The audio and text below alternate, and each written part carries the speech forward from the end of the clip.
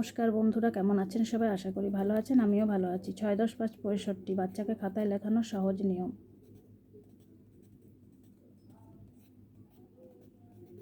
65 এভাবে বিন্দু করে দেবেন। বিন্দুগুলি জুড়ে জুড়ে বাচ্চা শিখে ফেলবে।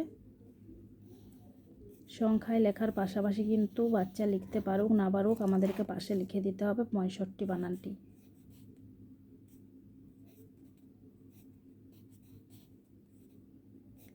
ষট্টি,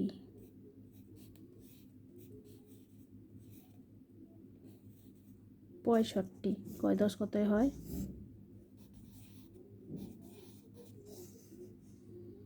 6, 10, 5।